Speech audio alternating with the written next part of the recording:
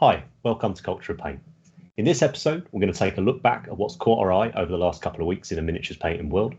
For the main segment, we're going to talk about the recent Golden Demon over here in the UK and pick out some of our personal favourites. And we'll close out the show, as usual, taking a look at what the hashtag Paint Cultists have been up to. Now, Culture of Paint's aimed at a mature audience, and we might use explicit language and discuss adult themes. Now, let's talk about paint.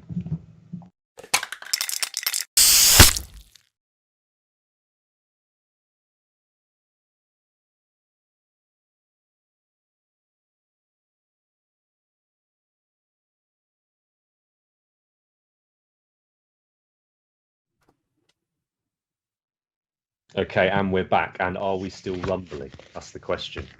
Rumbling! Do we need to move some things Skeletor around? says. Who's eating popcorn? Me.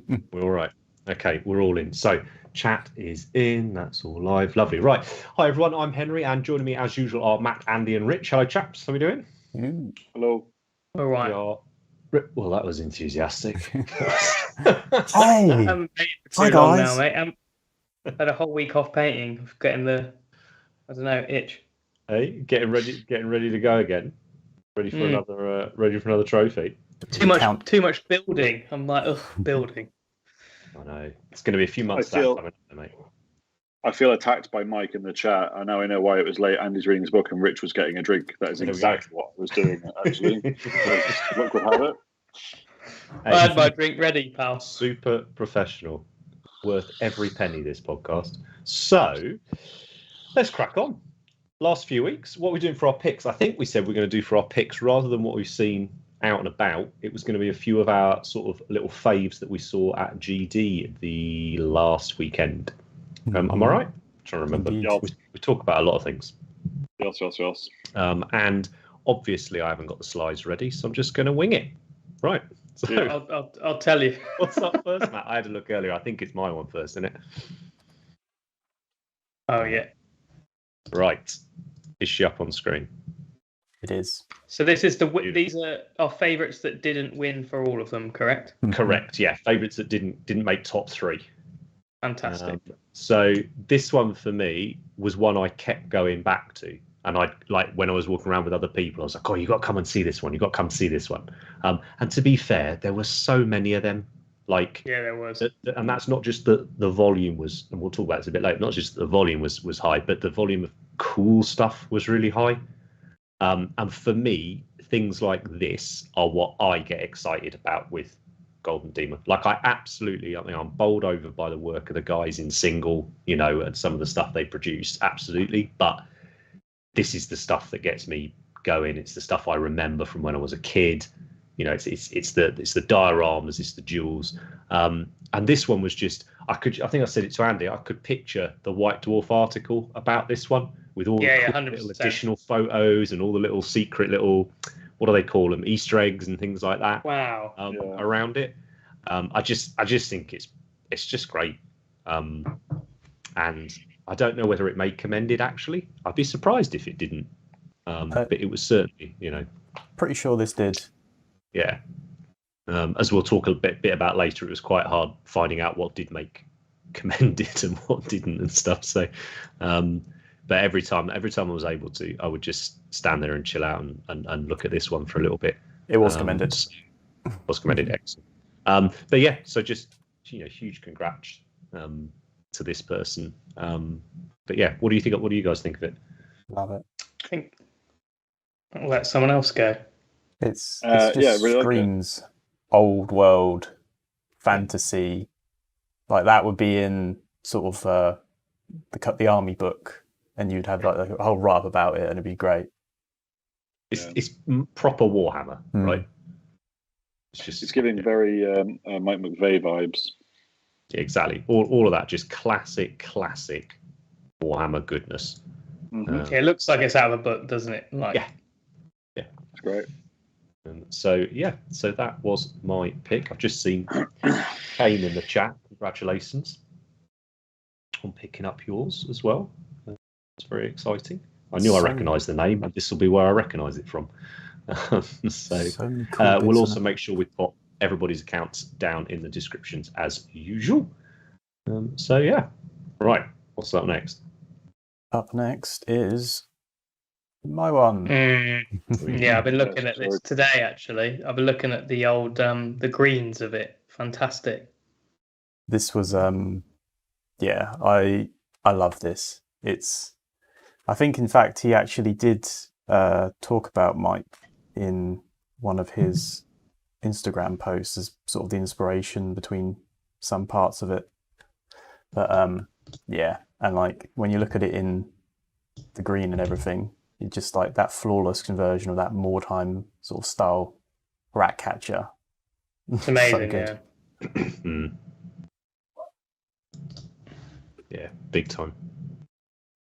I didn't realise he used that. I knew it was converted, the one on top, but I didn't realise he'd used all the Underworld's head and all that, the brown plastic. It's quite easy to note. Quite a lot of swapping on it. Yeah, that's always a sign in it. That's always like a proper classy piece when you assume that's the miniature. It's a lot of work. Yeah, that is a lot. It's lovely. It's seeing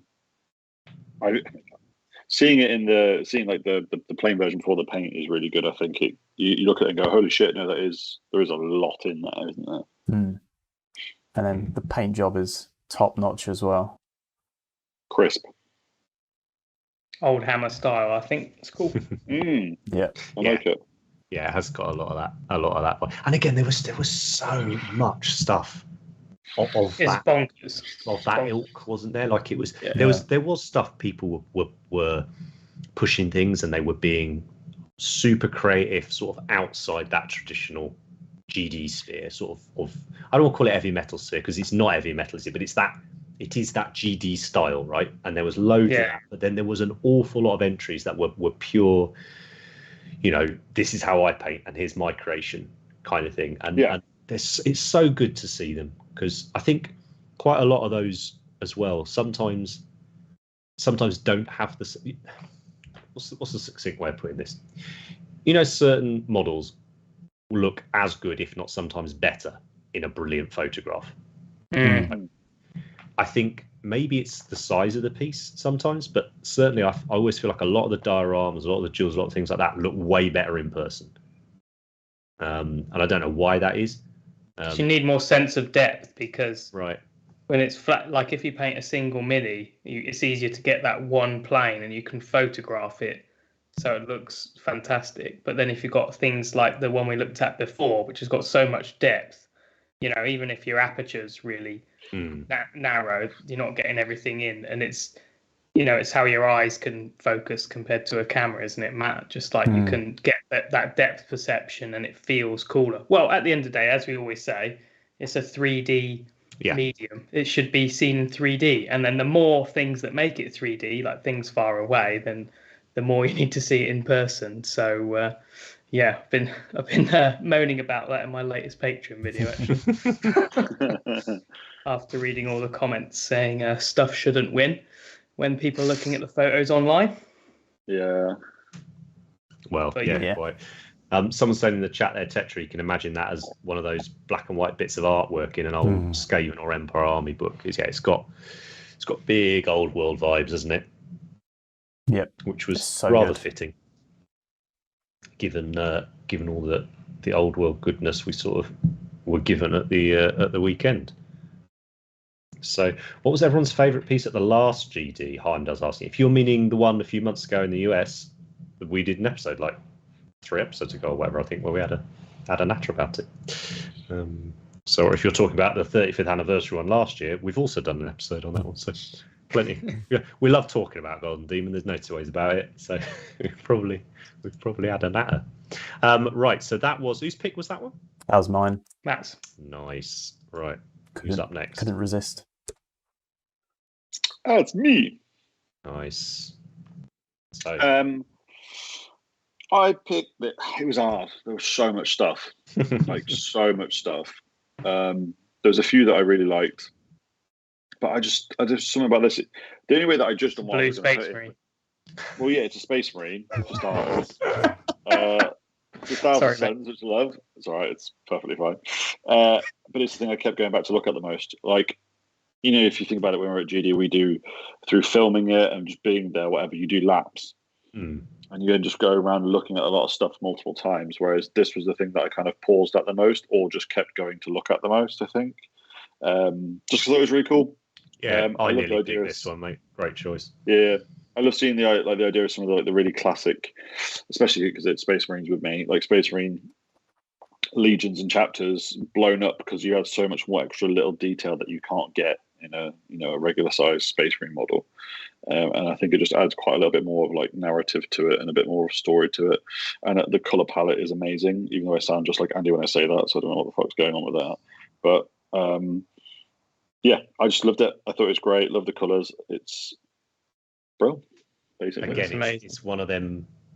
This is why you go to Golden Demon to see this kind of thing, right?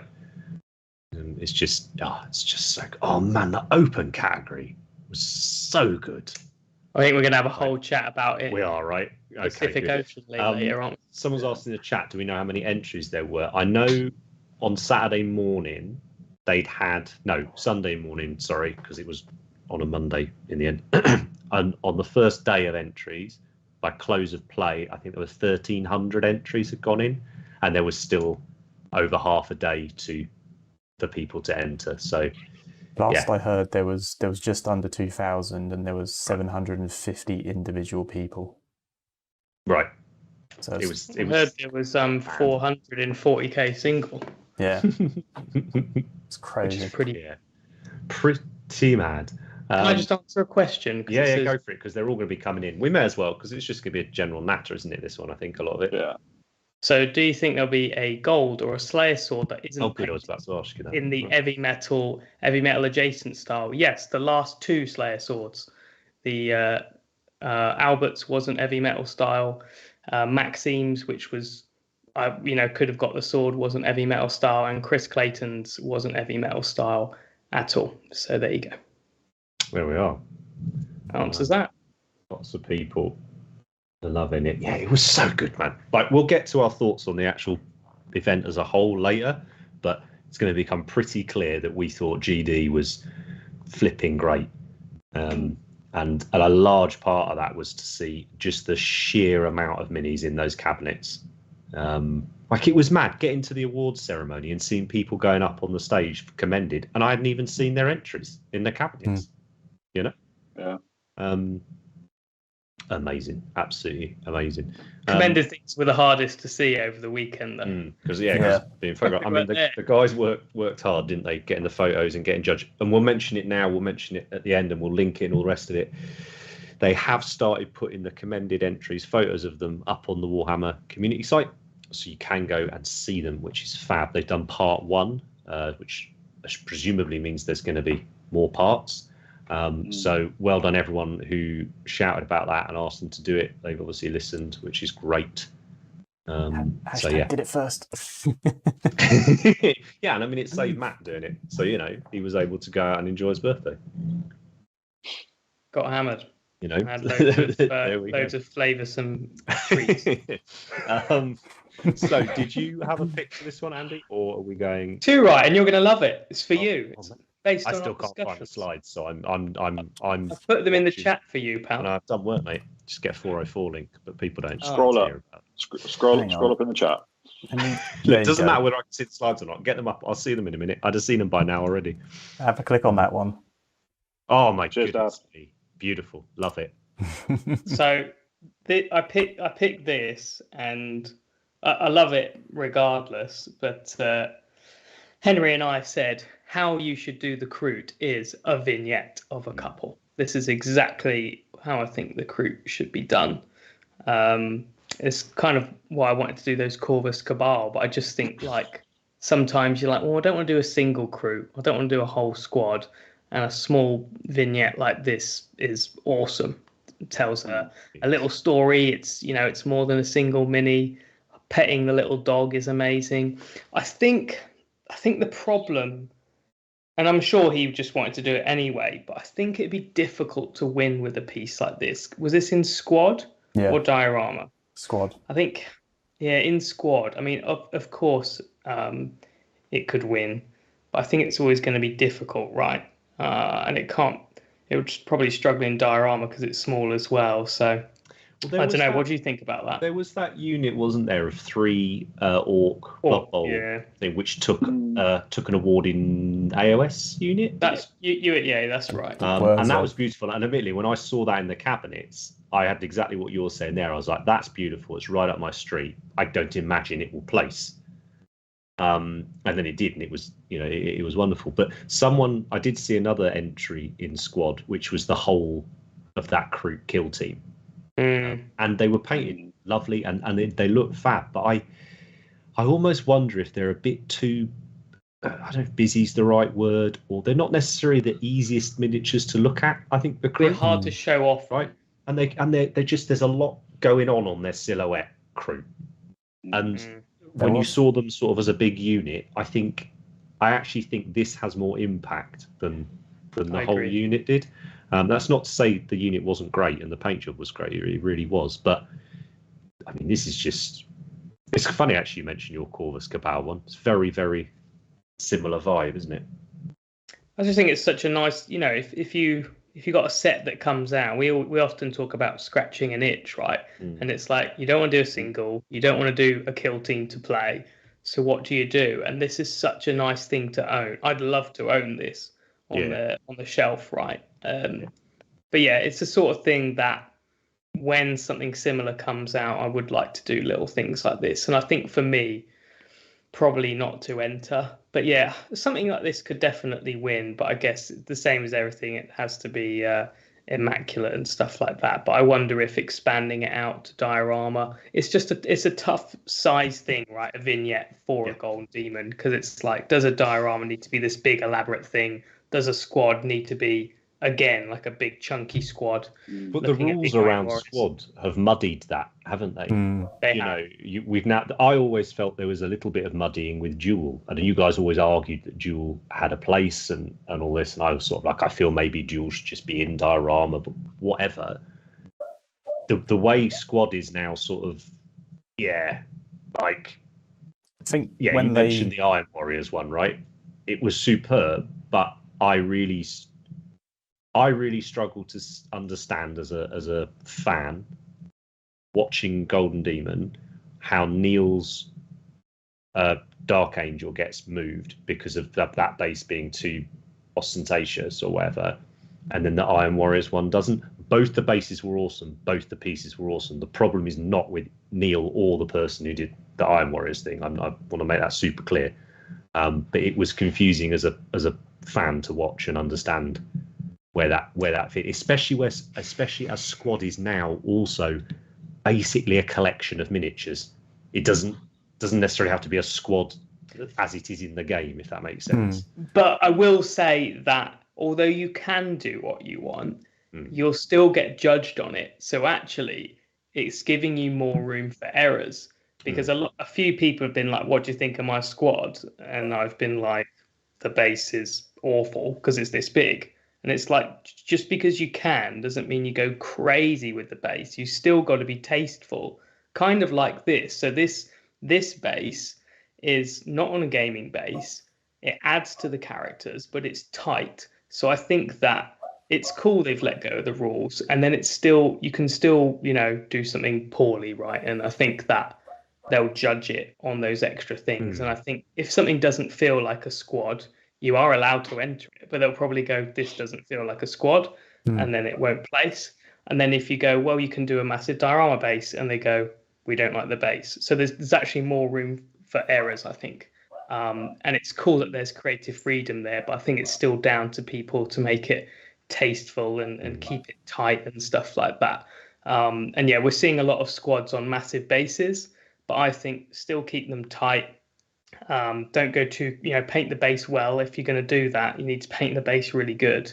I think NRM, Nicholas Mortensen, he did a gold-winning guard squad in America, and I think that was very tastefully done because it wasn't on gaming bases. It had a like an angle, which meant he could show all the figures better, and they were tight, and it just felt classy, So I think even though the rules are letting you do what you want, you got to keep it classy, and I think this is a perfect example of that. Christian's got a nice take on it. Just seen in the chat, diorama should tell a story, and squad should be like a group photo. Exactly. Yeah. There was in the commended entries. There was 3 squads of. I think they were all Krieg, or there was certainly 2 Krieg and some more Guard. Yeah. Was it? And 2 of them. Oh, that was it. It was 2 Krieg, and then it was Sten's Marine squad, Chaos squad, and you had one lot of the Krieg and Sten stuff on lovely black plinth gaming bases presented like that, and then you had another Krieg squad that was this really sweet little vignette, a bit like Christian's saying, a group photo, but in this base that really was it was small, it was tight, but it wasn't simple. It had a pit of dead things and all the rest of it, and it must be very difficult to judge. You're already judging apples and pears a lot of the time, aren't you? Or apples and oranges, whatever you call it. Like it must have been. I couldn't do it, put it that way. I would really struggle to go, right, how am I? Yeah. I don't know. It should add to the squad, and it should set them in their scene. I think Roger Axelson's Orcs and Goblins squad was perfect, because it's like, these are goblins. They live in a forest. Here's a forest. It's not a diorama. It's like Christian says. It's a family photo of the goblins all looking together. I loved how there was trees, and one of the trolls was holding the trees. And for me, that isn't a diorama. It's a perfect way to present a unit. If the things you're adding to your unit takes away from them, personally, I think like a backdrop and massive things is too much. So it's all just balancing those things. You can do what you want, but balance it. What were you going to say, Matt? I was going to say, so when I entered in the last UK one, I had a chat with one of the judges, and we were like trying to figure out, because I went a bit over top with the rats, like with the base. It's a bit, it kind of really blurs that line of what's a diorama, what's a squad. And I think the consensus we kind of came to is, where does the focus lie? If the focus is on the miniatures, it's a squad. If the focus is too much on the base with miniatures on it, then it becomes a diorama. Agree, yeah. Nice. I think it's important as well, like, none of this is meant to be criticising people's imaginations and their painting and all the rest of it. It's just trying to understand now where squad, duel, diorama sit next to each other, in the categories. With duel, it's not too difficult with duel, because it can only really be 2 miniatures. Wow, you say that, but then look at America. I thought it could be more than that. But there you go. And someone mentioning that Black Templars special model that got released, what's his name? Bob's Revenge. Can't think what he's called now. That appeared in single and it appeared in dual. Yep. That's weird. You could argue both are fine. Like, it's, do you know what I mean? It's just that muddiness. I think is our problem. It's just a talking point. I'm not. I can't. Not. So a duel could be, I don't know, a big dread fighting 3 Hormagaunts or something. Would that class as a duel, or would that be that's not a duel? It's got to be two opponents, in my opinion. But then with Sergio's one, because the what are the big squigs called? Mangler squigs. Because the Mangler is a miniature, even though it's got 3 goblins on it, you can kind of get away from that. I suppose, yeah. But that one's a funny one, because it's a chase, not a duel, because they're supposed to be at least got a shot of fighting each other, I think. So, but really it's down to the judges, because if someone enters their thing in the wrong cat, then they move it, or they don't place it. Just leave it and don't place it. So I think that's why having the rules as they are, is it kind of works and it kind of doesn't, because it gives them options as well as kind of muddies it a bit. It's good for the judges to have leeway, though, I think, because it's too tough sometimes. But yeah. Absolutely. I mean, I feel really bad now that I didn't put the parrot versus crab duel as my That's really close. Really. Yeah, I was going to do that as well. Yeah. So go and see that. It was amazing. It was perfect. It was worth the entry fee. So that's just a couple of our faves. As we've all said, there are many. Many. And I can see the word rules popping up in the chat as well, and I'm keen not to go too far down that sort of rabbit hole. But let's see where we're at after the next year's Demons. Let's see if we can put together a run of competitions with a bit of consistency and start picking things apart then when that's happened. That's my opinion anyway on that. But I would love it to be as clear for everyone as possible. I think is the key, because as anyone who's entered Golden Demon knows, it takes a lot out of you. And I've seen friends and obviously we saw Neil, didn't we? Not understanding those requirements or misinterpreting them and all the rest of it can lead to a pretty upsetting result. Through no malice, through no anything like that. So that's sort of only my thinking with that. But that aside, as well as there being hundreds, if not thousands, of amazing painted miniatures, there were a few standouts, and there were a few that basically everybody in the room was talking about from the minute we got there, weren't there? So we're going to come on to them, but I think we've got a meme of the week, haven't we? We do have a meme of the week. So it's nice to get the memes back. And this one, I even think, is one I added, wasn't it? Yep. Is it the one I chucked in the group? It was the safest one. Yeah, yeah, too right. Oh my goodness me. Yeah, it's been another salty week in the world of online Warhammer commentary. But this, I don't know where it just popped up on Twitter. Wasn't anything to do with Golden Demon or anything like that. May not even have been anything to do with Warhammer. Yeah, but it did make me chuckle because there's I think we're going to have an episode where we talk specifically about this. Oh, really? But I love, obviously, it's one of the best shows on TV as well. So Feedback's a gift is that episode title. Feedback's a gift. That's the one. Yeah. But yeah, it did make me chuckle. There was a few like Charles there the weekend. So, but let's talk about that in a future episode. I'm sure we'll put some horrific clickbaity title on there, and it will get more views than anything else, even though it's us being horrible. So there we go. There needs to be a separate category for crab jewels. I mean, it's a fair point. If there's not critters category next year, we'll critters jewels. All right. I can be down with that. So, Warhammer Fest Golden Demon 2023. What are we going to talk about? Figured we'd start off strong.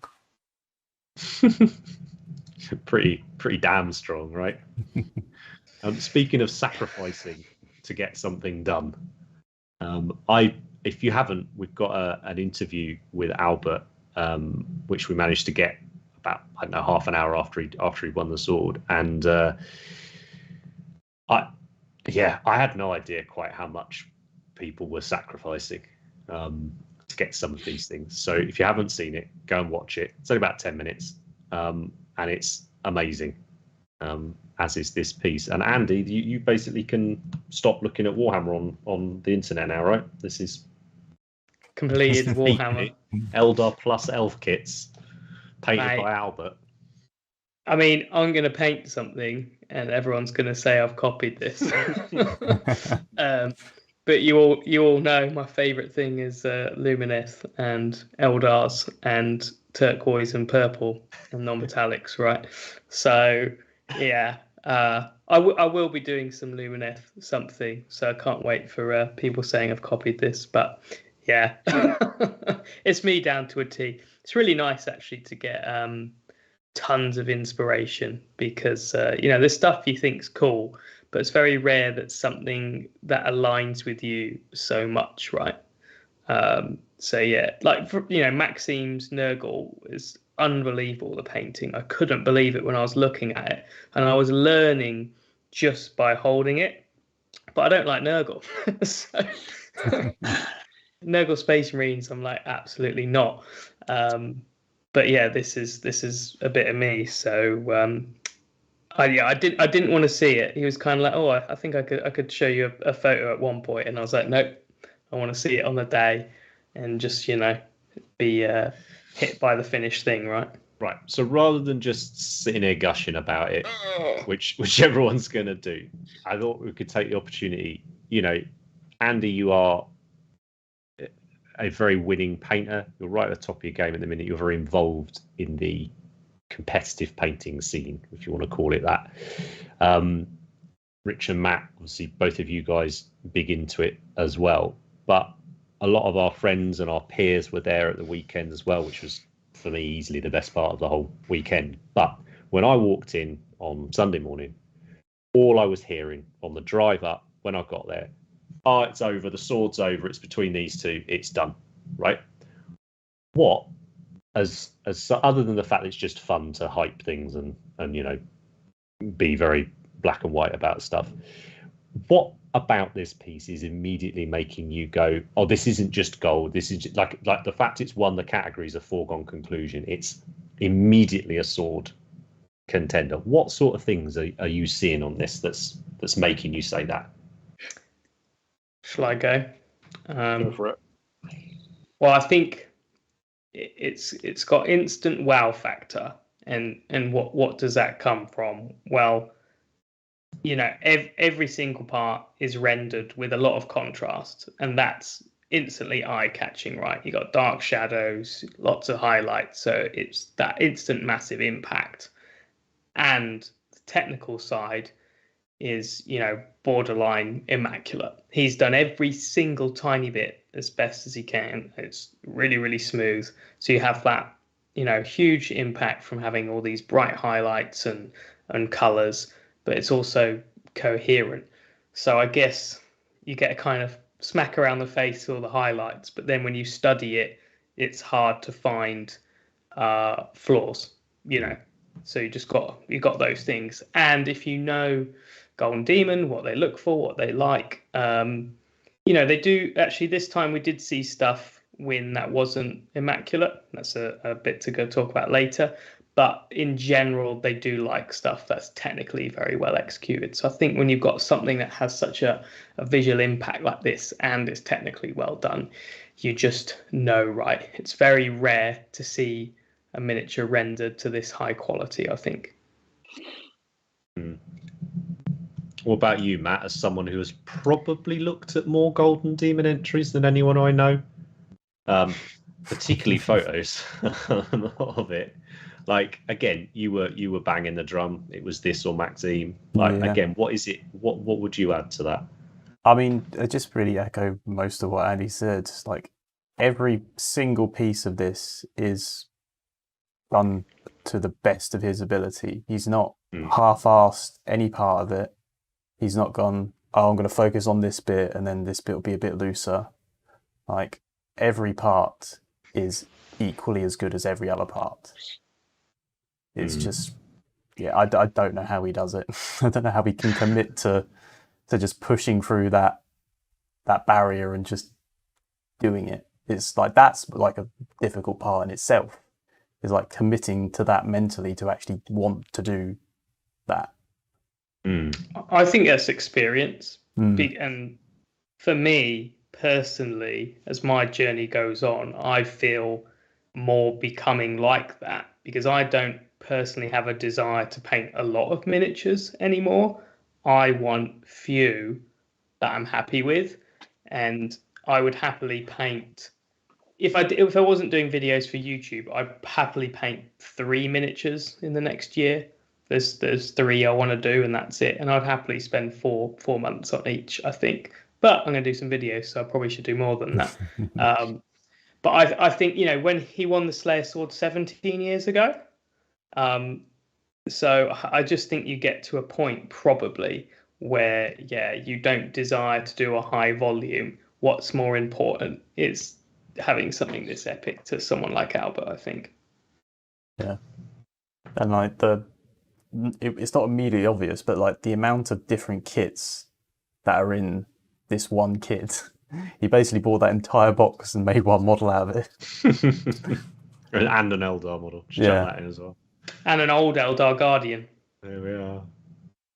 Yeah, but again, like we mentioned earlier, it's that skill, isn't it, of making it look like an out-of-the-box model almost. Yeah, I've been laughing at a few of the comments, which I shouldn't, because not everyone's as much of a Warhammer geek as me and knows stuff. But I loved comments on Maxime's like, yeah, I think it's a kit bash. I was like, yeah, big kit bash on Maxime's. They're like, yeah, it's definitely Typhus, 100% Typhus. I was like, yeah. I don't know. The internet is a wonderful place. Yeah. But yeah, this one, I don't think I could name every kit. I can't remember where the dragon crest is from. Is it from the dragon dudes? The what are they called? The Dragon Princes. Is it a Dragon Prince helmet? Could be. Yeah. I'm just waiting for him to put a picture up of before he started painting it. I just want to see all the different shades of grey plastic. Yeah, and all that. I just love it as a warlock. It's I think what you were saying, it's that thing in it that you've got the impact from seeing it in the cabinet or seeing it at first glance because of that high contrast thing. But you can get, I mean, this is blown up very large and it's tiny. In my opinion, like, it's a good photo, but I preferred it in the hand, well, in the cabinet in front of me. But you could get as close as you want, and you're not like, enhance, and it's not getting worse. You just keep going and keep going, which is pretty rad. And now the base caused a little bit of conversation, and I'm sure neither of the painters will mind us talking about this. But this was brought up by multiple different people when, as I said, there was this conversation that it was going to be Maxime with his Nurgle model, which we'll see in a second, or Albert with this. So people were trying to play judge and figure out, right, how on earth do they say? And I think Albert himself said he felt it would probably be a 51%, 49%, pick in the end between them. And a few people sort of felt that the base potentially, and we were talking about this a minute ago, potentially could swing it away from him simply because there was the potential for it to draw focus from the model. How do you feel about that? I having held them both in the hand, I think the base might have tipped it in Albert's favour to win. And I think what we were talking about, dioramas in real life, seeing them, I think that this base is much better in person because of your depth perception, because you can, it drops into the background a lot better because it's 3D, and when you hold it, you don't lose focus on it. And I could see people's argument that there's a lot going on and things like that. But yeah, I think in the hand it's different and it doesn't feel that way. And I think, it's really tough because Maxime's base was simple, but did it need anything more? But then would it be enhanced with more of a complex base? I don't really know. I mean, Maxime's was just so crazy. It doesn't need any more, but maybe it could be enhanced with something. But this is probably some of the best technical painting I've ever seen on Maxime. So hard. Yeah. Impossible. Big time. Heimdall's just said in the chat he thinks the helmet might be from the 90s Tyrion model. It is, which is yeah. pretty I've just awesome, clicked. right? I've just clicked. So great spot there. Still one of the just such a nice model that. But anyway, I'm sure we've talked about it on previous episodes. Old Jez Hyles, I'm sure we have. But I'd love to see you all really going at it in the chat in a positive way. Yeah, this will be a nerdy episode. There's no two ways. If you've come for the drama, this is not your show. Drama-free zone. Yeah, this is about like drooling and not understanding quite how people have managed to colour stuff in as well as they have done. So let's move on to the piece that was challenging, and I think everybody was happy that it was that close between these two. I don't think anyone was going to be, if either of them won, I don't think anyone was going, oh, the other should have. It would have been, yeah, fair enough. Like there's two Slayer swords, but that's not always the case, is it? Not with the last one. It goes in percentages. There's often I think often the golds are quite often pretty obvious when I've looked at competitions in the past. But then the sword, you know, again, it's easy to pick normally, right? Yeah. Or obvious to pick. But there's these two really were neck and neck and very different. Which again, someone asking, "Oh, do we think we'll see non-heavy metal stuff?" Well, neither of those two are. Right.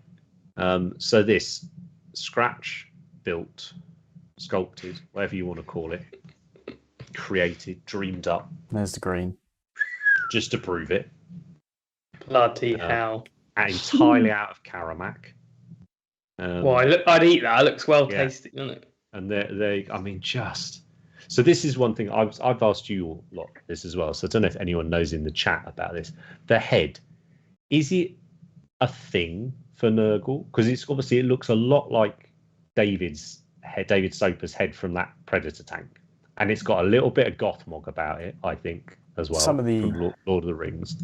Is it a thing? Like, is there an art of it? Is there a piece of artwork? Or like something? Realms of Chaos and stuff like that?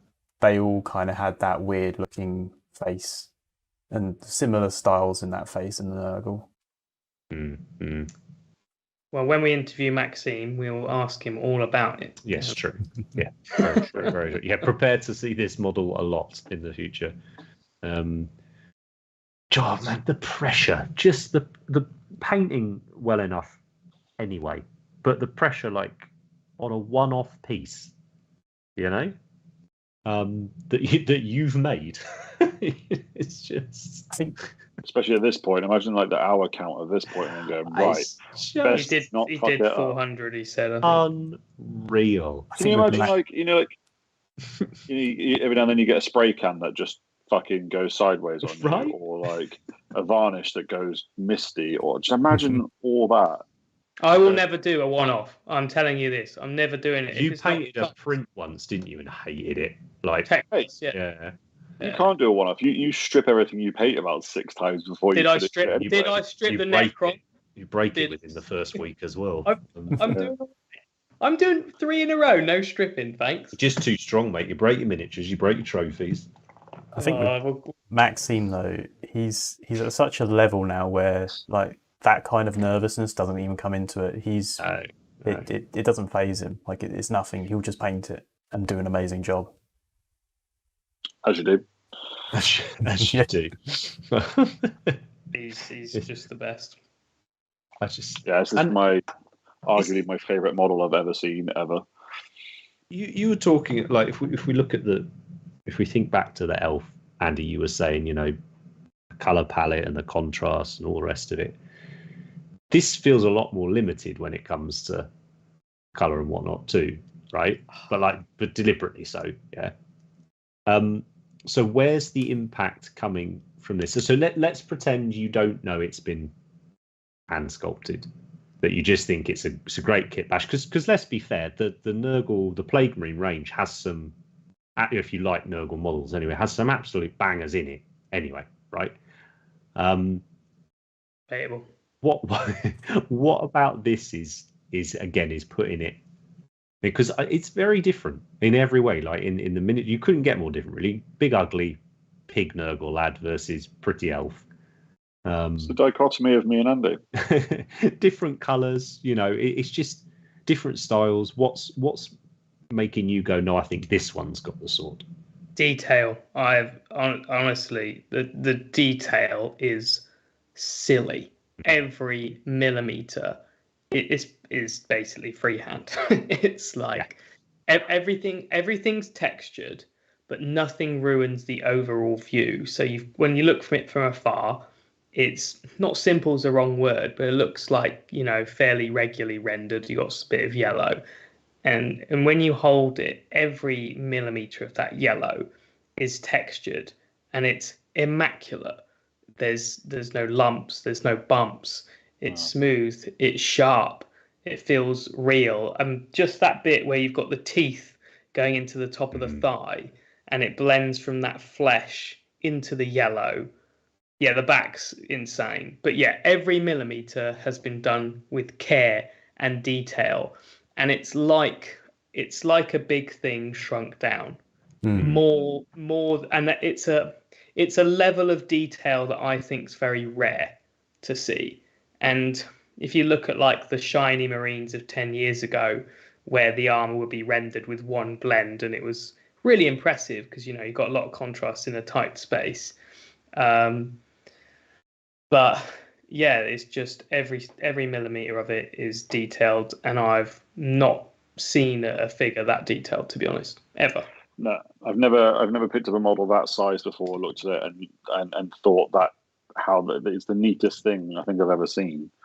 It's like insane from every angle, and it's all one thing as well. How he managed to paint it that neat, as all one piece, it just boggles the imagination. And he wasn't winning a few years ago. He won the sword a long way back with his forest giant.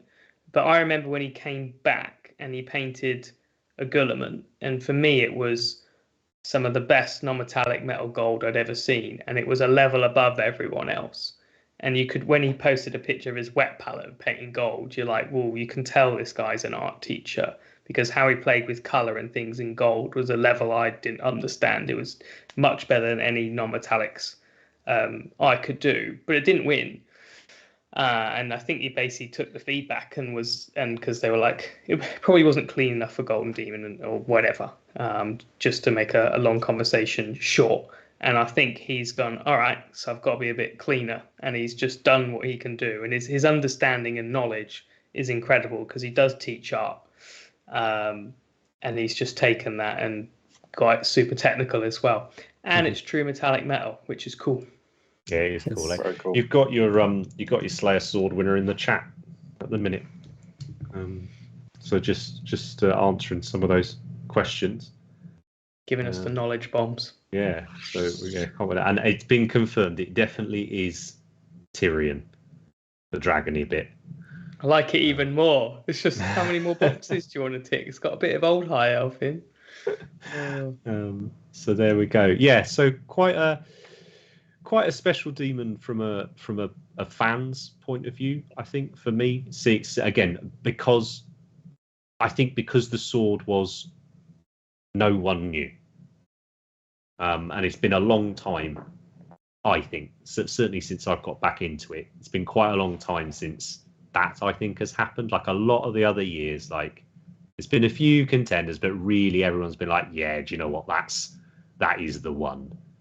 I think it's been a long time since it was just a 2-horse race that was so blatantly obvious. And I think, I'm not experienced with it. It's the two that are that far ahead. Yeah. Everyone else was behind. There's been plenty of years where it's it's that two that are that extra fraction of a percent, above anyone. It's pretty mad. It's pretty mad. And I still can't get over not seeing all the flipping entries. There were that many of them. I think last time you had Clayton was the clear sword winner. Yeah, that was one piece. I think what's interesting, because both of these people competed. So Albert competed, and Maxime did, and they both did their style. They were both amazing pieces, but I feel both pieces they brought to this one were a level up, because Maxime brought his Nurgle Orc, and he sculpted that a long time ago. He did a better sculpt, a better paint job. And Albert did, the Gretchen, and even though the Gretchen's incredible, a bigger canvas like the Lumineth, there's more to show off on, and just both of them elevated. So I think it felt very serious, didn't it? Like it felt very like Albert's 2 grots from the last one, and actually Maxime's Nurgle Orc on a personal level, right? I love them probably more than this elf and the Blade Marine model, but that's because I like the subject more with them. But they felt a little bit more like, oh yeah, it's those guys. They've won this. Yeah, of course they have. They're fab. Like these felt very serious. Like this was like coming in. Like I'm not fucking around anymore. I've got a question I'm gagging to ask, right? And I've only just thought of it. What would happen if Chris hadn't brought his jewel and it was at this demon? So those 3 pieces. And I honestly couldn't call that. But I'm actually really glad it didn't, because then Chris gets his sword he deserves, and then Albert got his sword he deserves. But what do you think would have happened if those three were together? Clayton had brought it. Clayton versus the High Elf, basically. Tough again, though, right? Three very different styles. I think Clayton would have won it. Yeah. Still. Because it's most Warhammer? I don't know, mate, because I think the painting on Albert's is better. Higher, it's better. I'm not denying that. I just think the drawing, I think, was you'd need multiple judges for that. I'd want at least 5 judges to make that call. You'd have to be like, guys, come in. Well, that's a great point.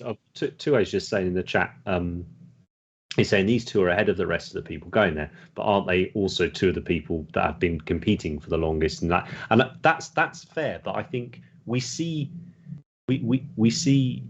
particularly, the Games Day, Warhammer Fest, Golden Demon. In the UK, traditionally, you've seen probably the highest concentration of names, right? Of winning painters.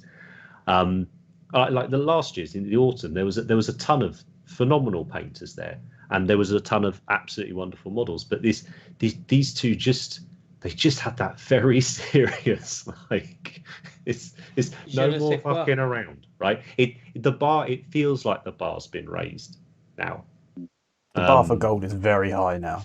Is mad, and single mini has probably always been the bar, right? For the painting side of things, and it's just mad. It's just mad. Well, you can see those getting more and more, but because you've got, like you said, historically and even now, 40k single fig and AOS single fig, two of the hardest categories. I know it does change; it very much varies depending on who goes, but it's also the most popular categories, and also, in my opinion, the most difficult. So if you've got that on a regular basis, that creates a precedent that if you enter these, you've got to up your game. So then if you get multiple, and if you look at the who's who of painting, a lot of them were in those two categories. Just by the nature of that, it's going to push it further and further and further and further. And I'm not like laying into any other categories, but if you compare what won gold in those categories to gold in other categories, it is a different level, I think. It's almost like, but I think it's almost because people just enter those, or the quality of people that enter those is making that go further and further quicker than the other categories, if you know what I mean. They don't have a chance to catch up because your top tier 2%. They've got to chase each other, right? Yeah, you're fighting. You're fighting against. If you go in single fig, you're fighting against these guys. So you have to bring your A game up, or even reevaluate your A game and think of, right, what can I do? Because there's only three demons in that category at the end of the day, and you could paint something that, like, if you look at the commended in this category, they were all amazing, and they all could have won something. So even that, it just means that it's more and more difficult. But because of that, it pushes it further and further. So you have to be better and better, and that's why people are creating things like this. But there's every single choice from conception through now. Yeah, and it will, fluctuate. Undoubtedly, it will, over competitions. And I think the fact that we only had the last GD 6 months ago, meant that certain artists you might expect to see there weren't there, because they weren't willing to take 5 months, or weren't able to take 5 months of their life just off to achieve these things. I didn't at all take your comment as trying to lessen the talent of the people at all. That's not. I don't think that's how it came across. But it was just quite shocking, I think, and that's very, very exciting for someone who's a fan of competitive painting, and for someone who wants to see it become more and more viewed, and attended and all of that. This was a really, really good painting competition to promote it all. And it's kind of why I'm a bit pissed off it hasn't been plastered all over community with multiple articles every single day. And this, that, and the other. I get it. You've got the commended article, great. And has the 360 gone up of the piece yet? It was in the little video, but that would be probably all we see of it. Right, which I just, yeah. Anyway, it's amazing. What else are we going to? We had improvements, man. We had massive. The GD, the Golden Demon itself. We might as well move on to talk about that. Are we ready to talk about the comp as a whole? Go on. Was run, I thought, fantastically. I'm talking about what Workshop are doing with this product. Like, if anyone else had run a painting competition with this many entries of this quality, with 2 pieces that are seminal pieces in their categories, it should be absolute furore around the internet if you're into painting.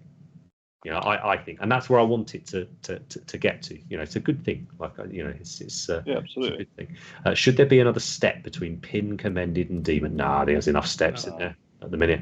I like the addition of Commended. I do, particularly what they did with it at the awards ceremony this time. Means more now. Yeah. So, for those of you that aren't aware, the awards ceremony for this year's Golden Demon was done in the theatre. At the venue, which is literally a classic sort of theatre, rake seating, stage, all the rest of it, presented by Adam Troke, I thought very well presented, because he let it be all about the painting. So we had a huge, great screen with images projected onto it, and every single commended entry in a category was put on a top shelf in the display cabinets, and when you went to look at them. And then when you got to the awards ceremony, all of the people that were commended stood on the stage together. It was as awkward as it sounds for some people, but no one knew what was what, and that meant you got to see some amazing reactions. And an absolute highlight for me was that. But I think, you guys talk about it a bit. I'll wrap it up. You guys talk about it. I pooed myself. It was shit. I was just fucking terrifying. It was the best one. It was the best one. So all 3 of these boys, incidentally, got up onto that stage, and I think that's what's exciting. Right now, there's another little thing to shoot for. Right, Commended's cool. It's a cool little card. It's really nice. Like, super nice to be recognised. But to get up on that stage, rub shoulders with the other people, it's pretty rad. Like, it was very cool.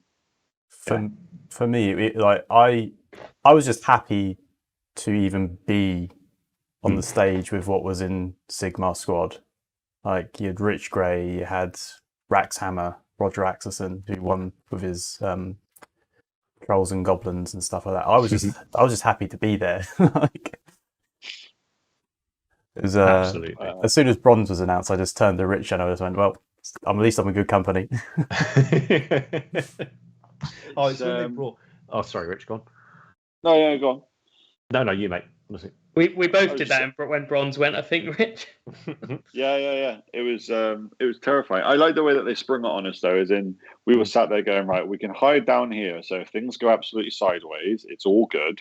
No harm, no foul. And they were like, right, cool, if you got a Commended, you got to get on stage. And me, Jamie, and Andy were all sat there. We all just went, fuck, all at exactly the same time, basically, because they're like, oh, good. Practice our Joey face from Friends, where you have to be happy that you did it right. And this, this is a stunning, fairly modern theatre. It's probably not shy of 1,000-seater theatre. That was amazing. And it was every single seat was taken. And you had the winners were all on the front rows, so we wouldn't have to clap for 17 minutes to wait for people to go up and down the stairs and all the rest of it.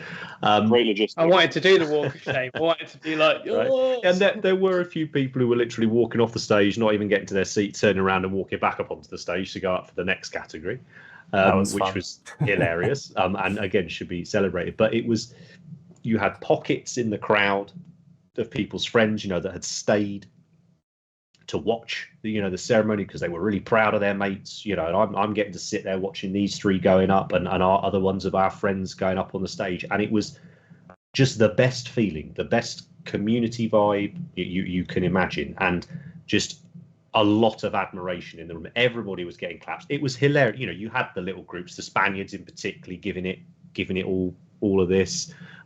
You had the greatest Golden Demon acceptance celebration ever from Matt Kennedy, good. who stopped just short of kicking over the podium and snogging Snogging Adam Trope. It's incredible. But they did, a few people have mentioned in the chat, when it came to the sword announcement. So again, they brought the golds up on stage. It's going to win the sword, and again at this point, everybody's still not sure. It's kind of gone as we've expected, but we're not sure. And then Albert gets it, so the whole place goes absolutely bananas. And then they're like, right, we really want to hype this up even more, so we're going to give Albert the sword, but when we give it him, we don't want you to cheer. We want you just to wait. And they were like, can you do that? And obviously not one of those 1,000 people in the auditorium were going to play that game. And Adam Trope knew that. I know, but that's a whole other conversation, right? Adam Trope knew that we were not going to play this game either, but everybody went along with it. And I think the second his first finger touched the handle of the sword, the place just erupted. Yeah. And this was everything. On their feet, all the rest of it. And as a fan of this hobby, and as we do this show, we try and promote this sort of painting, to see that level of just care and excitement given to it by a company that are regarded, by many as that's what miniatures painting is, right? It's GW. This is what you do. Golden Demon, whether you like it or not, makes a lot of people paint miniatures. And to finally see that level of sort of respect, and excitement was overwhelming. It was absolutely, and from people as well, because I was talking to Maxime and he was like, "Oh, when I won the sword, everyone went home," and it was it was just us lot, because always the gamers go home. What many years ago was it? Right, when it was a broken projector at the back of a room at Coventry Stadium, right? It was the last one. It was the last fest, wasn't it? 2019. 2019, yeah. Yes, I think what this fest has really shown is that they've actually they've cared a bit more about Golden Demon. Like, I still think it could have been earlier in the day, the awards, but there was doing the commended on the top means that there is going to at least be an audience. Yeah. Well, I think though it shows that people still really care about Golden Demon, because I think something we spoke about as well was we were a bit worried. Right, it's that late in the day, the gaming will all finished. It's Monday. I was worried that we'd get there and there would literally be like fucking 40 of us sat at the front of the auditorium. But I mean, it was standing remotely in a 1,000-seater, And that's the thing. But it's a fantastic thing that people really do care. People who, it was a long weekend, man, and getting back. Some people have very far to travel, but sticking around just to see that. Even those that weren't necessarily involved in that, they didn't have an entry that was in, or they hadn't even entered. They still wanted to see who won. I think probably because they wanted some entertainment. We'll talk else. about that. Yeah. Mac Readiness saying in the chat, as a dad, the Youngblood Silver reaction almost broke me. I completely agree. Like, I was legitimately close to shedding manly tears at that point. I'd say. Sorry.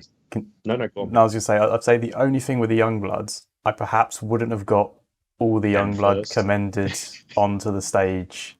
Yeah, it's a difficult one. But if you're going to do that, everyone needs to get something. Yeah, good lesson. You win some, you lose some. They've already got commended. I just think it did feel pretty brutal then going up first too. Yeah, I'm not sure if one or two of them quite understood what was going on. Mate, they took it. They took it well. It was good. And we might as well chat briefly about Youngbloods now we said it. Unreal. Where's the slides? Yeah. The quality. Absolutely unreal. These are under 16, these kids. Better than most of the shite I paint. And there were many of them as well. The 5 commended entries were all fantastic, but there was a lot of entries in there, and it is terrifying what some of these might go on to do. Yeah. If this is the stage they're at right now. Maxime, of course, won Youngbloods, back in 2004. I think this Youngblood generation shows is that now with the access to the internet, tutorials, instant access to anything you want to learn. It's Patreon. Exactly. There is a bit of that. Yeah. it proves the point that they are these kids are literally going to be the next Slayer Sword winners when they're old enough. Yeah. But I said this, I think, when it was back when we talked about the Slayer Swords, the Youngbloods from American. GD was sort of talking about it. This is at 16. Even if they go off and have the whole booze and bonking phase that people have, a lot of people have that little sabbatical, right, and then get back to it. Even if they do that, this is the base that they're then going back to build from. I just don't. Where's it going to go? We're going to look in 10, 15 years' time. We're going to look at the people that are willing to sword them when we haven't got a look in. And we'll be like, Jesus Christ! Remember when we used to be able to do this? Yeah, it's like when you're playing rugby and the 17-year-olds are 6'6" and 18 stone. You're like, this is pass me by now. I'm done, mate. I'm like, out of all these 16-year-olds, I'm like, stop being taller than me. Well, 14-year-old girls actually, but. Youngblood win a Slayer Sword? No. So Youngbloods and Open are separate categories. They're not. They've got different awards. They don't win Golden Demons. They are a separate thing. Although it would be amazing if they were open to. Because can you imagine if? Can you enter though? Can you enter? Because can you go? I can enter. Yeah. You can be 12 on this. Iago won the Slayer Sword in Spain at 13. Yeah. Like, it's crazy. I've got a question that it's really important that I would really like to answer, which is, do you think we need a woman's category? And they said, as a woman, I feel we don't. And if I win anything, I want to be competing against everyone equally. And I think that no.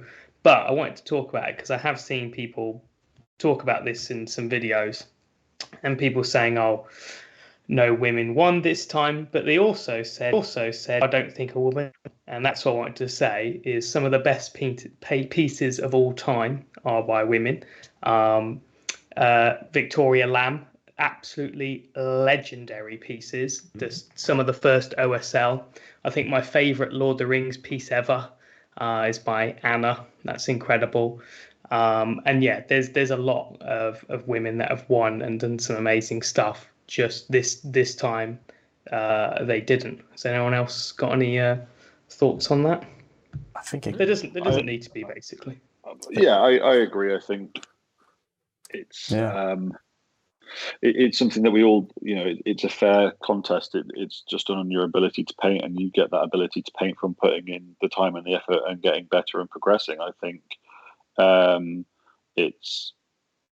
It shouldn't be separate categories specifically for women. I think it was really nice to see how many there were there at the event, as I think that was probably the most I've seen at any one of these events. So I think that was really good. But I don't think that it should be its own category. If anything, that just creates more division and doesn't make it as inclusive for everybody else.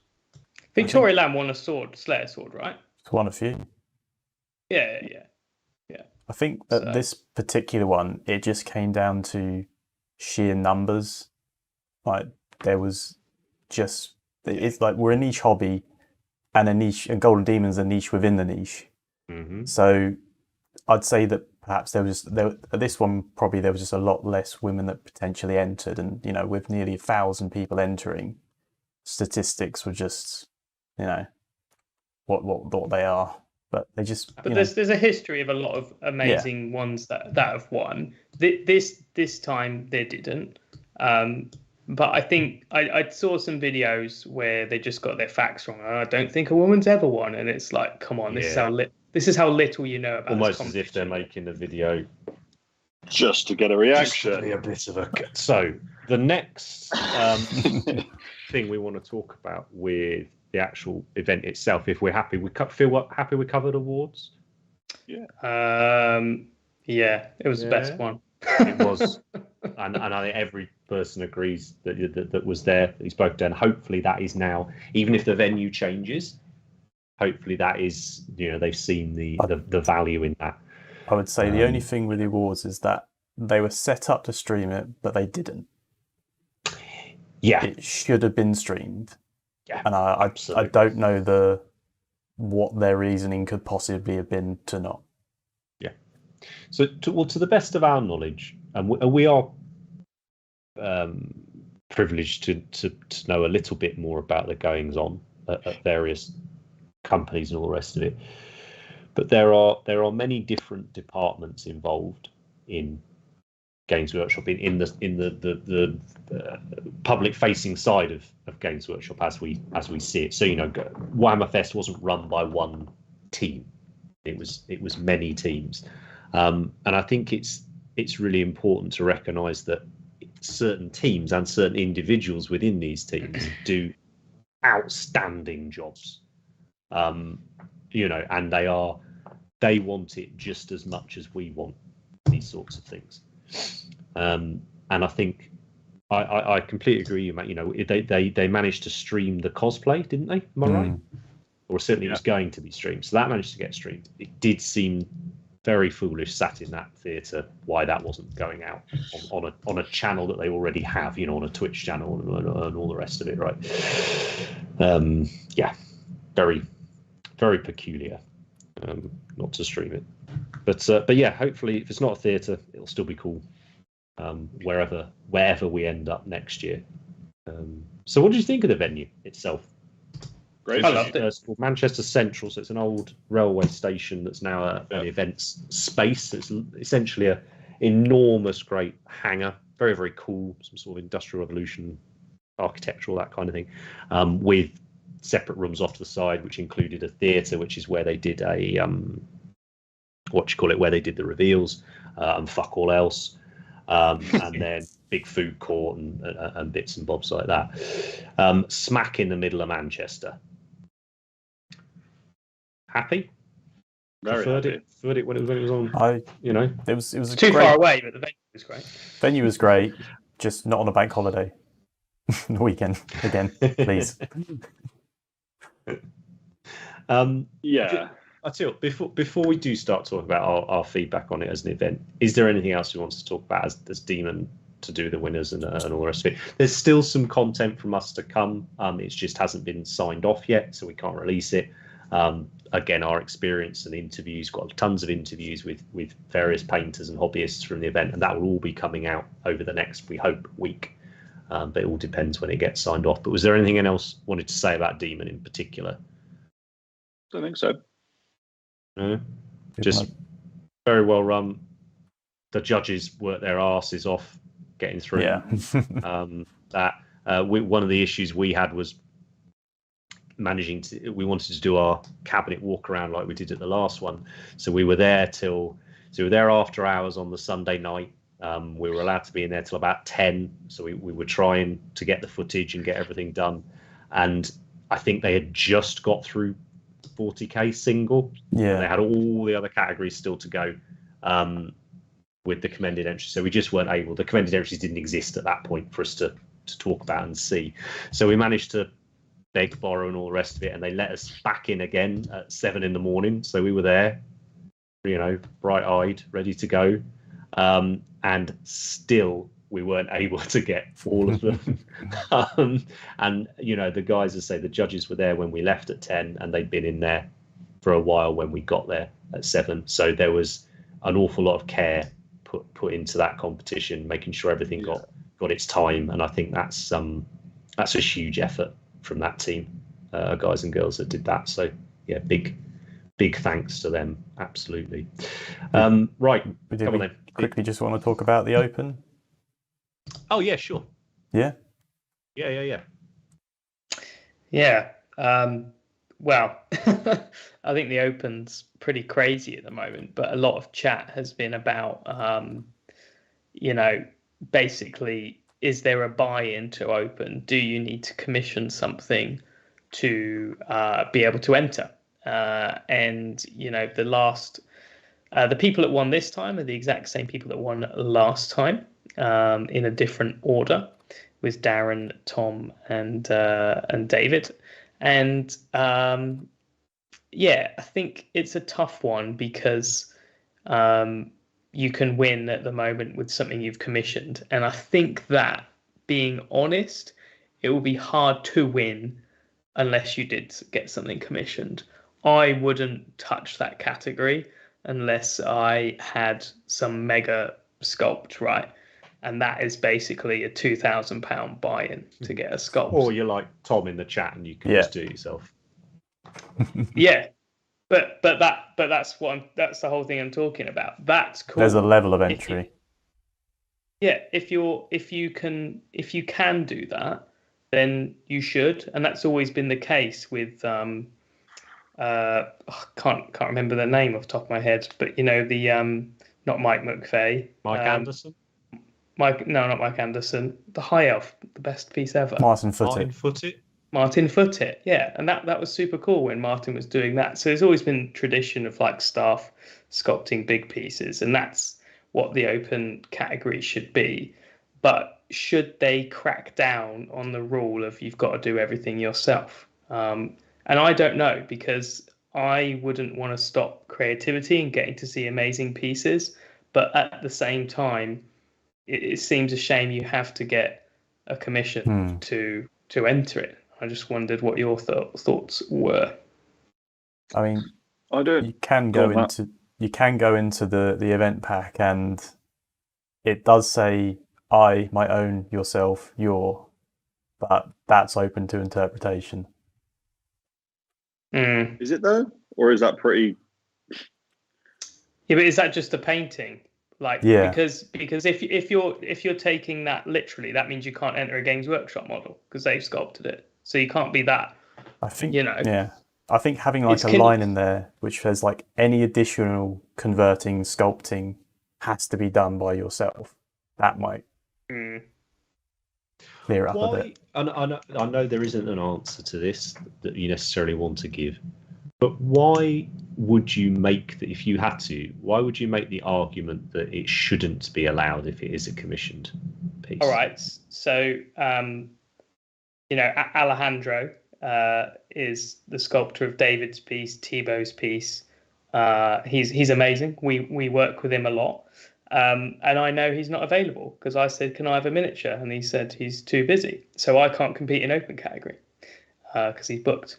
And you can't compete. You can't compete with a sculpt like David Aroba's. The sculpt is too good to compete with. So I can't go and make a little diorama or something unless it's insane, right? But I don't know. I'm okay with it, but I do think it's worthy of discussion, and I don't mind which way it goes.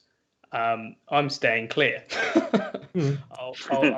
I'm gonna get some pieces made that aren't Warhammer and enter them into Monty. But I would just like a discussion, or just like to know.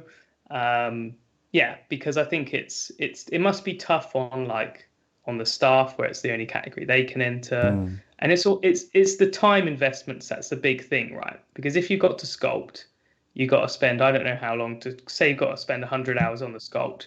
If you're paying someone else to do it, you don't have to put those 100 hours in. The model turns up and you do it, and you've got an incredible, impactful piece where you've just done like the painting. And this orc piece is worthy of the gold. I'm not saying anything against that. I love Alejandro. I love David. This paint job's incredible.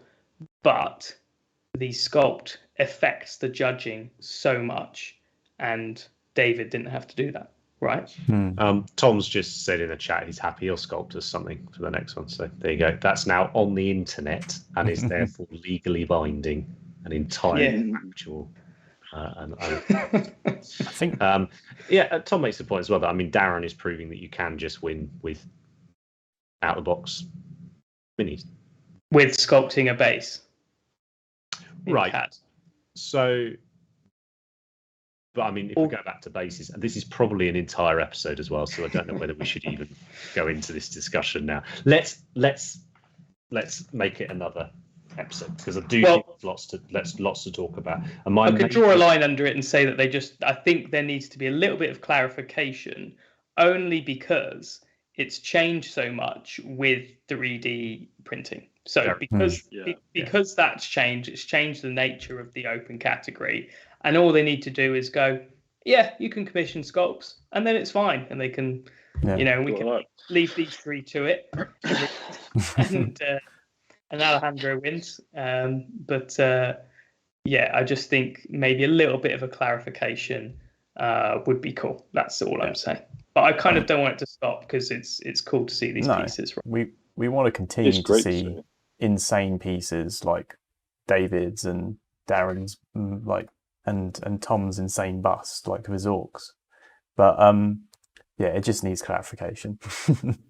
My problem, though, is just accessibility, right? Because Sergio won with an Alan Carrasco piece. Alan Carrasco is one of my dream sculptors, and I probably can't get him because I'm not friends with him. So I can't compete because I can't work with those sculptors, right? Just saying. And the sculpt gives you an advantage. If you've got an Alan Carrasco, you've got an advantage because he's incredible. And the same, we work with Alejandro for Cult of Paint miniatures. We love him. And he's such a good sculptor. You can't just go on Thingiverse and get any old turd, right? So also, amazing sculptors are rarer than amazing painters, aren't they? They are, but it's worth saying, like, again, with CAD now, I think more accessible, even in the last 5 years. Is even in the time that you've been producing miniatures, there are people coming through rapidly. But it's exciting, and you see this happen I was talking to Rich about this on the drive back. I'm one of the sports I really love to follow is strongman. That is becoming bigger and more popular all the time, more money in it and all the rest of it, and more eyes on it. And with that becomes more scrutiny, and things like rules come up, as boring as they sound. There starts to become more and more arguments for we need a tighter set of guidelines and a level playing field and so on and so forth. And I think it's only a good thing that is happening, because it shows there's more eyes on this than there ever has been. It's got more potential than it ever has had. It's a good time. But we don't want to talk about rules too much. That's for gamers. This was finally, gamers get fucking tournaments every frigging weekend, right? And they get, awards, blah, blah, blah. Finally, we got a big one. And I think that's why this felt so good, right? In the theatre this felt like, I see friends going to like Age of Sigmar World Championships and things like that. And it's like, great. It is cool. But finally, us paint nerds have got one from Games Workshop. Forks in the chat says, do we think it's time that GW started making busts and more display models again? Yes. Yes, please. Hire Tom. Make Tom do us a range of busts, please. Shut him in a cupboard, give him a bunch of black library books, and just let him go. We're gonna make a template email, and we're just gonna spam the shit out of whatever email GW PLC needs to be. Tom or busts. Or busts. I want big orc busts. Bust campaign. Right. Then I'll get on that once I get through clarification 40 would be good, things. That's the conclusion. Yeah, that's the conclusion. We need Tom making busts. And I think Heimdall's right in the chat. So, just seen the time. So let's super brief. Really just there's been plenty of videos out over the last week and blogs and this lot about people's experiences of Fest as a whole. I would massively caveat our opinions on this with that we were there as influencers, content creators, whatever you want to call it. We have an NDA. We receive early access copies of things from Games Workshop to paint, and we were invited to this event in that capacity, and we worked this event. There was no two ways. It was a wonderful time, but we worked many hour days whilst we were there.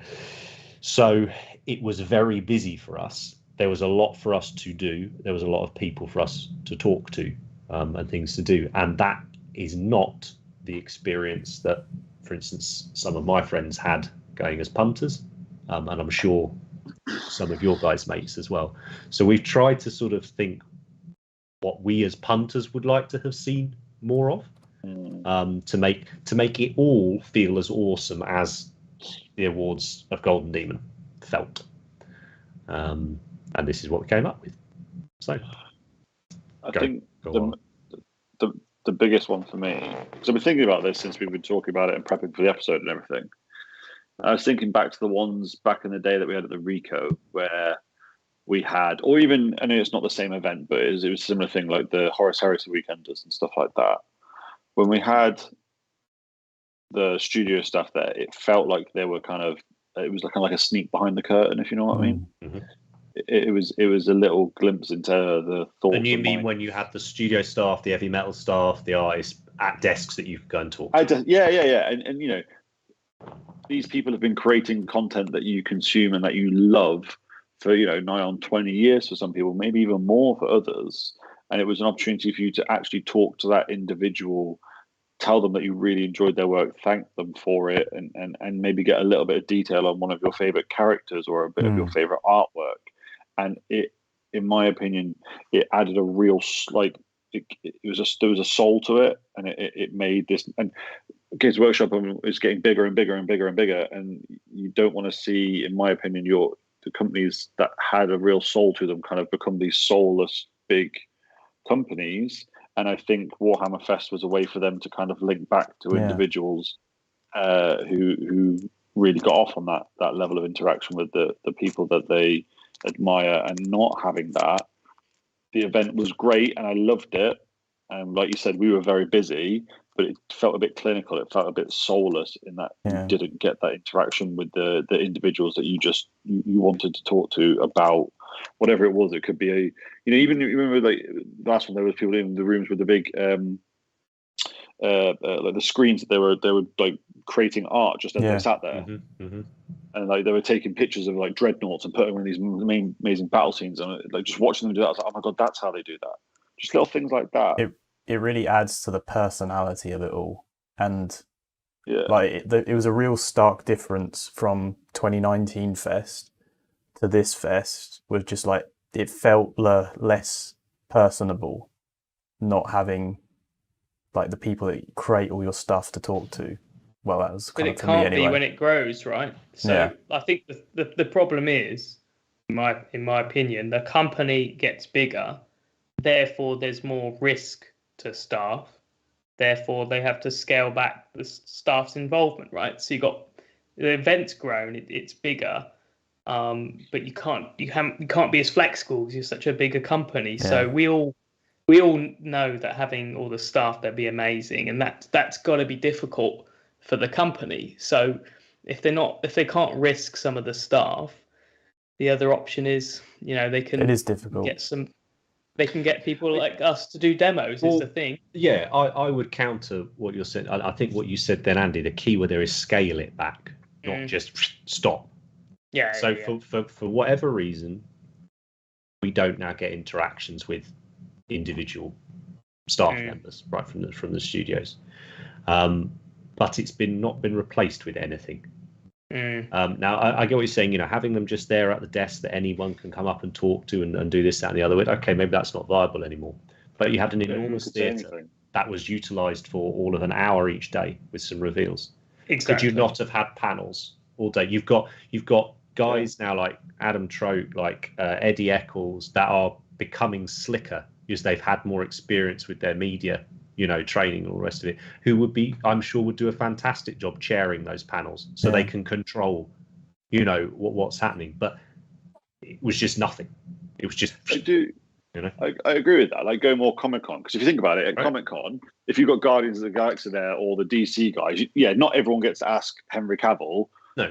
What's happening in the next Superman? They don't get access to it. But if it's in a controlled manner, like you said, if you had a panel up and they had people running around with mics, and you could stand up and ask a question, or even if they were just like if they really want to screen it, just they could send out if you want any questions for these teams, and you could sit there as they read out and answered the questions for them. I think I agree with what you said. Right?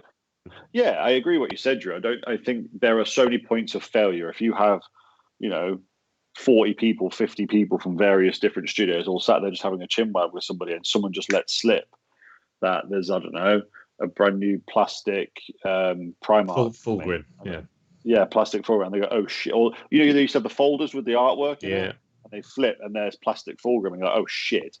I can see, obviously, that's such a big risk for Games Workshop. But there's ways around that. You just check, right? You check. You go, this is your presentation. You check.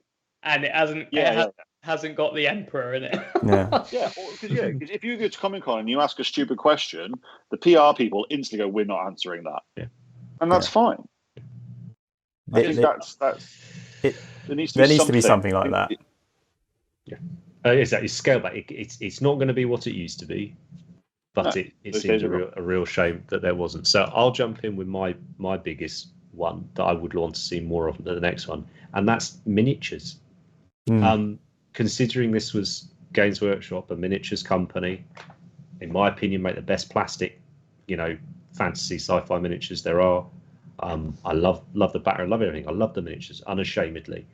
And the best things outside of Golden Demon, out of Warhammer Fest or Games Day, would be the big displays. Whether they were the Ultramarines chapter in full, Orcs Drift, when they've released the last few editions of the main games, they've always done cool, big, bespoke tables like you would see at Warhammer World, these big dioramas. There was, I'm trying to remember, there were basically 3 cabinets there, with some miniatures in the relatively small shop area. It really seemed bizarre. It was a weird choice.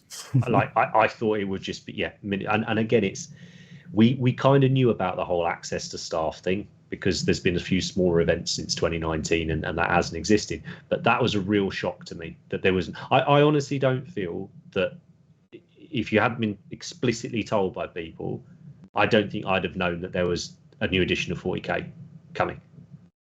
Where was the massive Tyrannid Horde versus Space Marine, versus Ultramarines? I just don't understand it. There should have been a massive display board depicting some of the background in the slap bang in the centre. It's the first thing you see when you walk into that hall. And there was, they dressed the venue really cool. There was lots of props and things like that you might have seen in some of the videos. The video game stands did a great job with all of that, but the main GW models, where were they? And there's just not enough for an event that big. There wasn't anything, mate, was there? It's not even it wasn't I wish there'd been a bit more of this. It's there was not one display. The only miniatures there were in 3 cabinets, and they were that you see when you walk into Warhammer World in the shop. They were the new ranges, which was great, which is nice to see. Don't get me wrong, but when 10,000 people, that's all there is for them to look at. That's why they loved our meet and greet, because they're the only new minutes. Whether you like content creators or not, they are here, and we are here, I guess you have to say. And maybe that's the future of it. There is more, just so there's more for people. Our meet and greet ran for nearly 3 hours, and we didn't. It's supposed to be 45 minutes. It's supposed to be 45 minutes. It was amazing to meet everyone that wanted to chat. But I do wonder if there's an element of that there was fuck all else for them to do. So they thought they'd come and have a natter with us and look at some models that were out on the table. More models, man. More models to look at. So yeah, that's my one anyway. I think though that everyone's been vocal about it, and there is no way they haven't heard about it. And to be fair to them, this is the first big one in the UK since. So a little bit of leeway, and I just think next time they've had all this feedback, they've got to get more stuff to do. And if they don't listen to that, then that'll be a bit odd. So I think a little bit of leeway for this one. I mean, the problem is, like you said, I had an amazing weekend. It's all my favourite weekends ever. But one day I didn't go to the event. I just had a lovely time. But we're very fortunate that we have a lot of friends and stuff like that. But I would have spent more time in the event if there was stuff to do. And I really want to see all the heavy metal jobs. I spent most of my time looking at the heavy metal lizard men, which was absolutely joyous. But I want to see all the heavy metal stuff from the last year, really, because it should be an annual thing, and it should be everything from the year. Display boards. I think 4 tables for demoing 40k for 10,000 people is hilarious. You've got to spend more money, basically. Quite the queue. Fair play to the people that were demoing that. They were doing 12, 13-hour days with no breaks, doing the same thing over and over and over and over. And also, I think a good thing, those of us that we know, gamers that were at the event, they said that it was a well-run, the various different kill team or all the other bits and pieces. They said that it was well-run and all the bits and pieces with that were really good. It was just, if you're there to, like you said, look at miniatures or speak to people from the company that are allowed to talk to you, there was not a lot to do.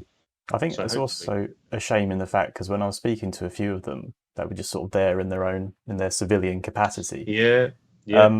a lot of their recruitment drive comes from talking to people in person at events. So Yeah. it's Also, we all got the little slips underneath our entries, didn't we? Was that a thing? Yeah. That thing. Join the team, all the rest of it. Yeah. But it was a shame, but because like one of my, I think they'll change it, right? Yeah. They'll. I hope they do. I think there's no way they haven't heard. Oh shit, there was nothing to do. Like, how are they not work out something to do next time? I'm happy. They don't have to add anything for me, but I think add some stuff. But do you know what? I'd love to do demonstrations there. It'd be an absolute joy, and I hope from.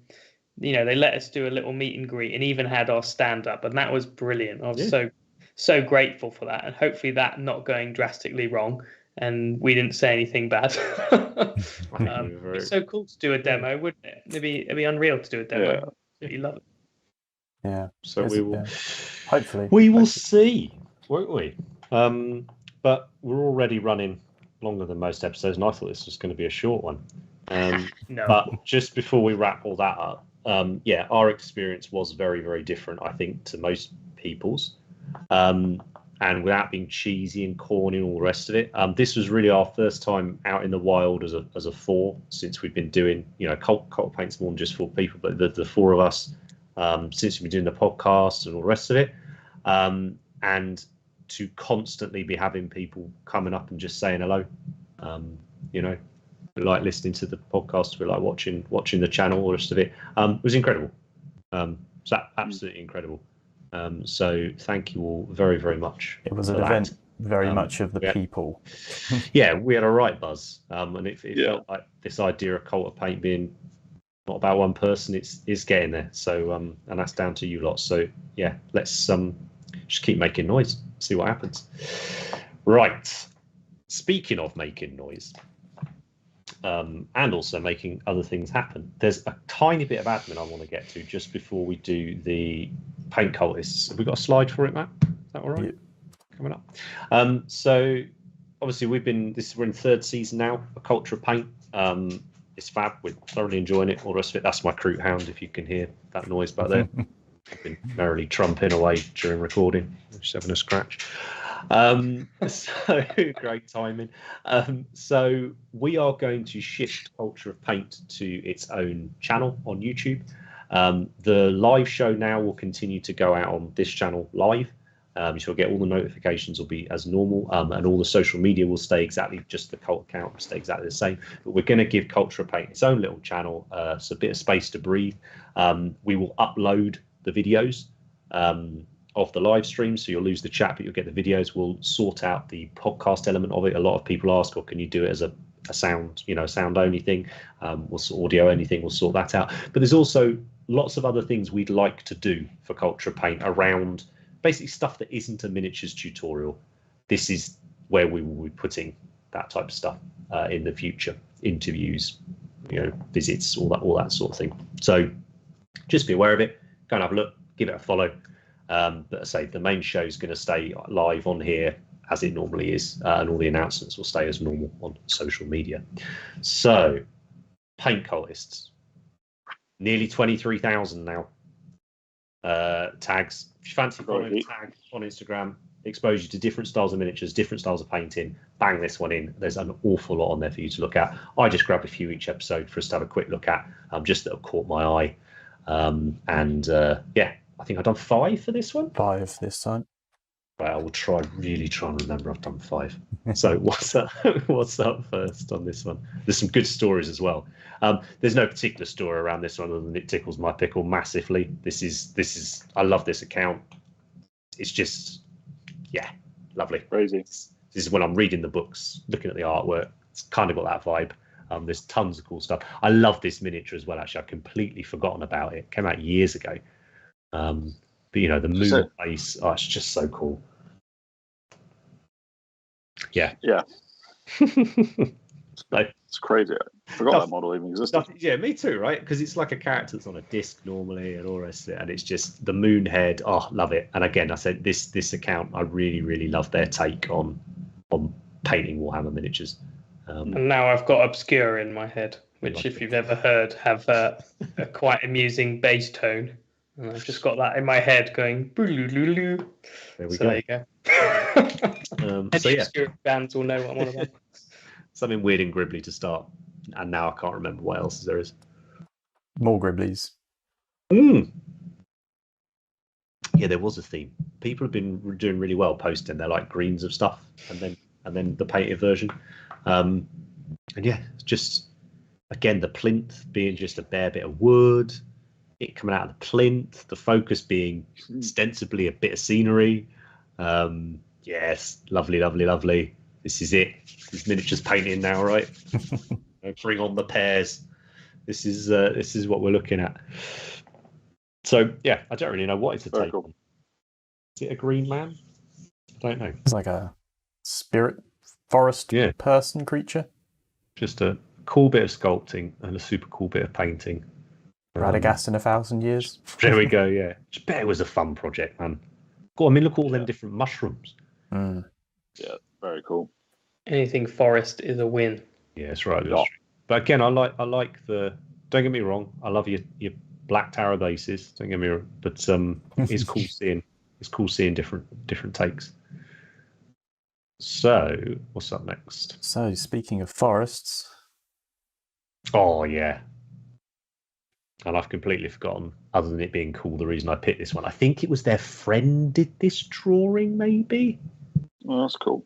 Or it was for a friend, I think, this project, from what I can remember. And if you've watched last episode where I sort of lost it over a pair of pairs, this is a pair of shrooms, not dissimilar to shrooms I've seen in the past, on walks, and just love it. Smash them down. It was a present for a friend. There we go. Present. Talking of mushrooms and presents, did you see Max's gift of the goblin giving it the finger? Did the base remind you of that? The weird cut-out bit. He actually was inspired by one of Max's recent posts for this. Yeah, there we go. Incredible that piece is. I want a Max gift. And found Kev Adams, the sculptor of that, found his account after Max posted that, which was cool. So give him a follow if you like old school orcs. Kev Adams, search him out because he's the OG when it comes to that, and they're very, very cool. And I love that little like sort of scientific book drawing of them, to go with it. It's lovely presentation. It's just really, really. I'm desperate for an illustrator. I need some more concepts.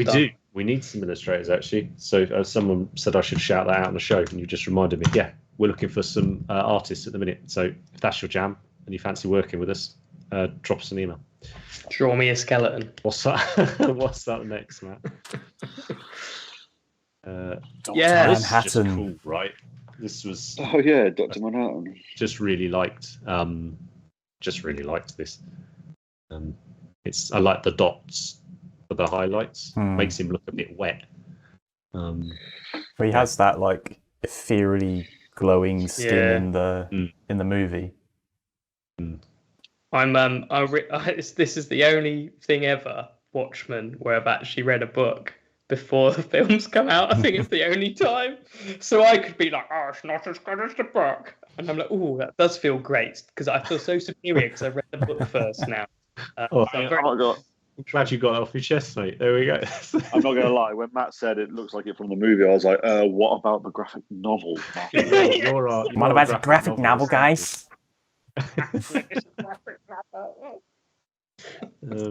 I don't think we're in any position to start throwing stones, considering what we're literally doing right now.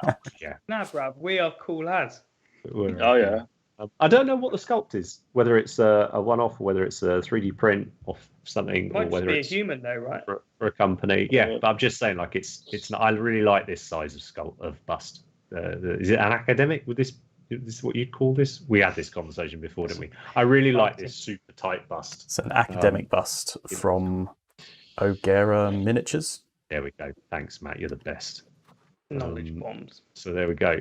And that means there's one more left, does it? There is. I'm really excited about this one. Please go and look at this account. Go and look at all of them. But this the concept is actual picture I amazing. sent out of this is not the picture he's used. So it's obviously this is Frodo putting on the ring from the films, cool rings, and it goes all crazy. So the backdrop, the scenery piece and everything is sculpted, but he had it cast in brass, not resin, because it's more durable. And he sort of looked at it as the card. He was like, if I'm going to paint this, I'm going to constantly snap these if it's resin. Constantly going to snap the tips off. So I had it cast up in brass and then painted that. And I thought, what a brilliant, just a thing to do and a way to think. Imagine picking that up. Oh. Right, I don't think you're picking. Yeah, it's the opposite of what you get now when you pick up a plastic Spartan and launch it across the room because you think it's going to weigh a kilo and a half. It's very much the opposite of that. But I've never come across this before. I thought it was a really, really cool answer to a problem. Because I mean, Andy, you would break this if that was resin. That would be broken within the day. Now I'll tell you a story. My Necron, you know where my desk is. It went from one desk and it popped out my hand and it rolled to the other side of the room the day before I finished it, and the Resorb didn't snap off. I was like, how? That's your one, though. That's your one for the year. Yeah. But you used to just make every model, Drew. You should cast it in bronze. I don't know why I'm so clumsy with such small hands, though. Maybe it's because they're so small that they can't hold on to anything. Yeah. That's a whole other topic for another episode. But yeah, why can't we buy merch? Sasha, you're going to have a lot of merch coming up very soon. By your man in the bottom left there is on it. So thank you for everyone who asked for merch and support and stuff. That is coming super soon. So yeah, chat's been amazing. Really, really, really good for this ep. So thank you. And yeah, sorry it's gone on a little bit longer than most of them, but I don't think anyone minds. If you want a refund, get in touch. So. Anything else you want to talk about before we sign off? That was lovely. Lovely chat. Lovely event. Time to paint. Time to paint the next ones. So yeah, we've got a bunch more content, interviews and our experiences of the things to keep an eye on the channel. That'll be coming out, fingers crossed, over the next week. So thanks, chaps. It was a really good one. Looking forward to that. Really quick before we go, can you tell us anything about the Wargames Atlantic Traitor Guard? Yeah, we're working on a project for Wargames Atlantic at the minute. Traitor Guard, incredible models. They're multi-part plastic. They're amazing. You'll be able to find out more about that very, very soon. And Ben is absolutely killing it with the box art that he's been doing for them. So yeah, I know that tickles a lot of people. So keep an eye out for that one. So yeah, thanks very much, chaps. Thanks, chat. We'll see you next time. Bye.